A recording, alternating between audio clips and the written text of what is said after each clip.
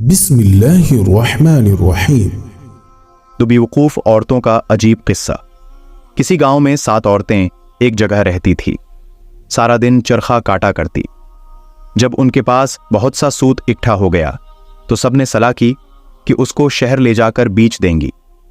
मगर पर्दा नशी औरतें थीं, दिन के वक्त नहीं निकलती थीं। एक दिन रात को चादरें ओढ़कर सूत की गुठड़ियां सरों पर रखकर घरों से निकलें। शहर पहुंचते पहुंचते रात के 12 बज गए। कष्ट के सिपाही पहरा दे रहे थे। उन्होंने जब देखा कि 3 औरतें सरों पर गठड़ियां रखी चली आ रही हैं, वो समझे चूर है। दूर से ललकारा, कौन हो तुम और कहां से आ रही हो? ये औरतें डर गईं। कोई जवाब नहीं दिया। सिपाही ने करीब आकर पूछा बोलती, क्यों नहीं, ये तुम्हारे सर पर किस चीज की गुठड़ियां हैं? एक औरत ने डरते डरते जवाब दिया, भाई ये सूत है, हम शहर में बेचने जा रही हैं। सिपाही ने डांट कर कहा, हमें बेवकूफ बना रही हो। रात के 12 बजे कौन सा बाजार खुला है जो तुम सूत बेचने जा रही हो? जरूर कहीं से चोरी करके आ रही हो। चलो मेरे साथ थाने। ये 7 हाथ जोड़ने लगे, उसकी मुन्ते करने लगे, लेकिन उसने एक न सुने और उन्हें अपने साथ ले गया। पहुंचकर सिपाही ने दरोगा जी से उनकी शिकायत की। वे उस वक्त सो रहे थे। नींद में उन्होंने कह दिया कि हवालात में बंद कर दो। उन सबको एक कोठड़ी में बंद कर दिया गया, जिसमें सिर्फ एक खिड़की थी जो बरामदे में खुलती थी। खिड़की के सामने दरोगा जी का पलंग लगा था, जहां वो सो रहा था।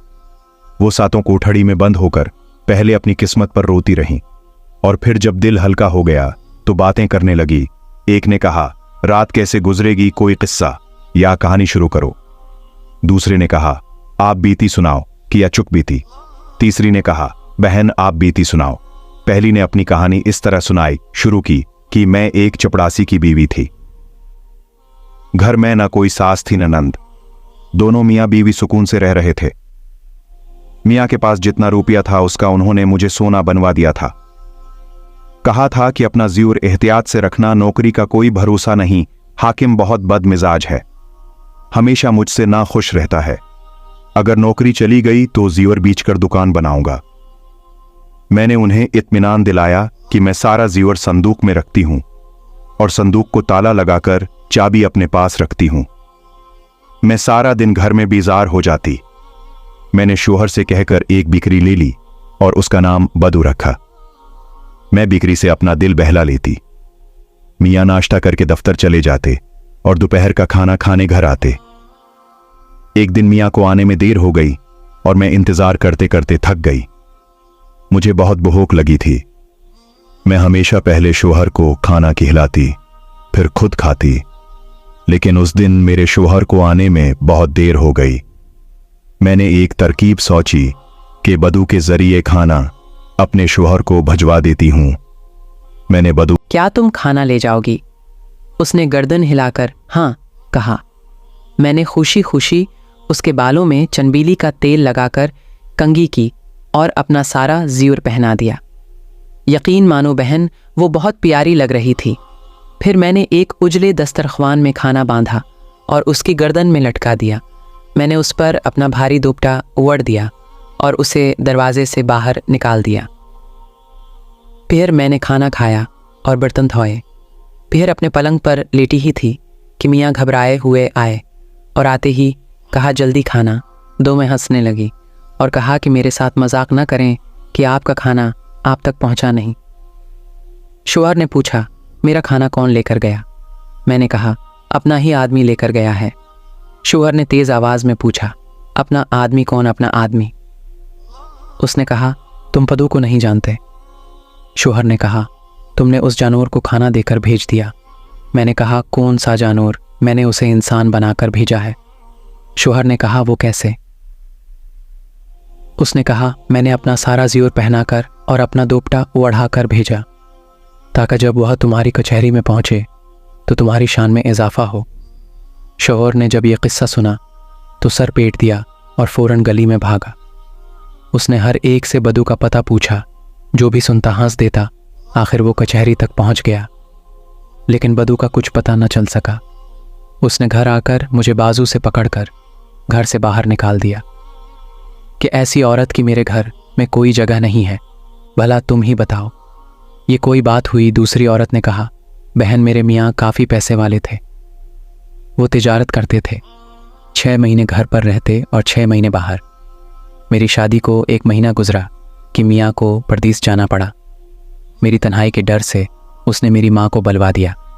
उसने सारे साल का सौदा सलफ घर से रखवा दिया और कुछ ऊपर पैसे भी दिए। उसके अलावा 20 रुपये ईद उल फित्र के शुभराती के 20 मुहर्रम के और 20 बकरा ईद के दिए गए। जब वो चले गए, मैंने अम्मा से कहा, अम्मा, मियाँ जिन जिन के पैसे दे गए हैं, क्यों ना उन्हें आज ही दे दूं। अम्मा ने कहा, क्यों नहीं बेटा।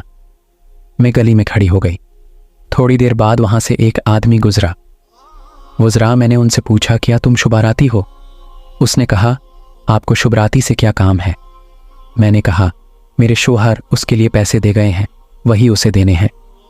उसने कहा, हाँ, मैं ही शुभराती हूँ, वो पैसे मुझे दे दो। मैंने उसे 20 रुपए दे दिए। मैं गली में खड़ी रही। कुछ देर बाद एक आदमी नजर आया। उसने उससे पूछा, क्या तुम ऐदू हो? उसने कहा, हाँ। मैंने उसे भी 20 रुपए दे दिए। इसी तरह एक और आदमी आया। मैंने उससे पूछा, तुम रमज़ान हो? उसने कहा, हाँ। तो मैंने उसे भी 20 रुपए दे दिए। इसी तरह बकरा ईदू के पैसे भी दे दिए। हम माँ बेटी खुश थीं कि आज सबका कर्ज उतर गया।